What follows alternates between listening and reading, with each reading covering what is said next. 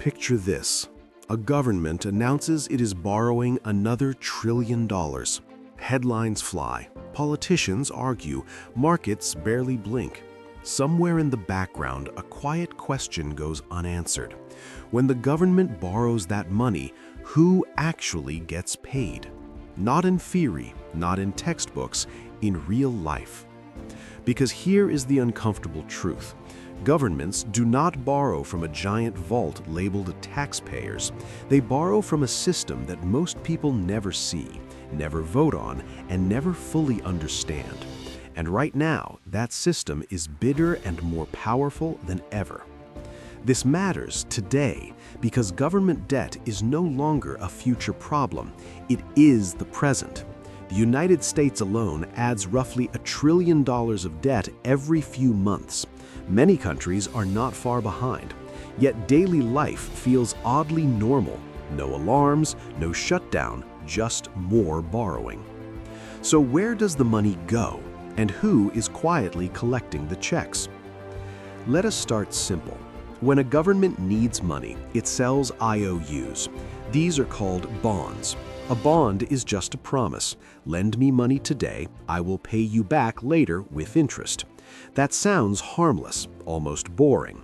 But here's where the story gets interesting. The government does not sell these IOUs to regular people first. It sells them to a small group of powerful buyers: banks, investment funds, pension funds, insurance companies, and sometimes central banks. Think of this group as the first stop, the front row. These buyers hand over cash and receive government bonds in return. That cash pays for everything from roads to wars to social programs. The bonds sit quietly on balance sheets, earning interest. So who gets paid first?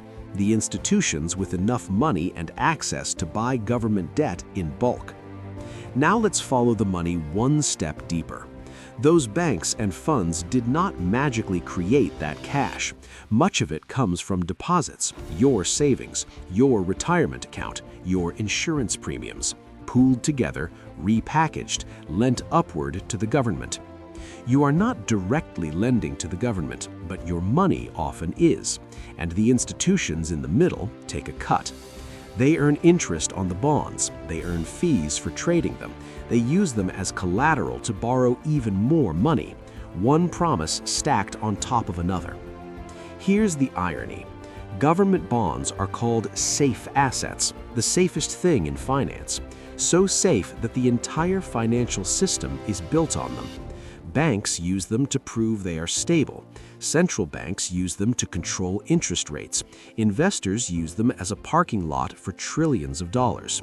Which means governments are not just borrowing money, they're feeding the engine that keeps modern finance running. Now comes the part most people miss. When a government pays interest on its debt, it doesn't send one big check to a single lender. It sends millions of small payments across the system, to banks, to funds, to pension plans, to foreign governments, to central banks. Yes, foreign governments. Countries lend to each other all the time.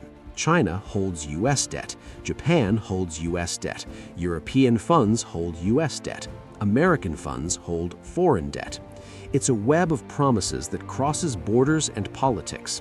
So when politicians say we owe money, the real answer is we owe it to ourselves and to everyone else at the same time. But here's where the math gets uncomfortable. The interest doesn't disappear, it compounds. If a government borrows $1 trillion at a modest interest rate, it owes tens of billions every year just to keep that debt alive, not to reduce it, just to maintain it. Those payments go out before anything else gets discussed, before new programs, before tax cuts, before repairs. Debt service is not optional. Which means a growing share of government budgets goes to paying past promises instead of present needs. Quietly, automatically, no vote required. Now let's talk about central banks, because this is where things start to feel unreal. Sometimes the biggest buyer of government debt is the government itself, or more accurately, its central bank. The central bank creates new money and uses it to buy government bonds. This is often described as stimulus or support, but strip away the language and it looks like this. The government borrows money that didn't exist before, then pays interest on it. Who receives that interest? The central bank, which usually sends profits back to the government. It sounds circular, and it is. This is how debt can grow without immediate collapse. New money smooths the pressure for a while. But there's a cost: inflation, asset bubbles, a system that rewards those closest to the money creation process. And that brings us to the quiet winners. If you own bonds, you get paid. If you manage money, you get paid. If you trade debt, you get paid. If you have assets that rise when new money enters the system, you benefit. If you rely mostly on wages and savings, the story is different. This is why borrowing trillions feels painless to some and suffocating to others. The hype says government debt is just numbers on a screen, that we can always roll it over, that it doesn't matter who holds it. Reality is more fragile. Debt ties the future to the past. It locks in obligations. It shifts power towards creditors. It limits choices. And the bigger the debt, the more important those creditors become. Zoom out and the picture gets even bigger. Entire markets depend on governments never missing a payment. Retirement systems, banks, insurance companies, global trade. If confidence cracks, everything shakes. That's why governments keep borrowing. Not because it's free, but because stopping would be more dangerous in the short term. So who actually gets paid when governments borrow trillions? Institutions, investors, foreign governments, financial systems that run on promises, and indirectly, all of us who are plugged into that system, whether we like it or not. The final question is not who gets paid today, it's who decides the price tomorrow, and what happens when the system that runs on trust starts asking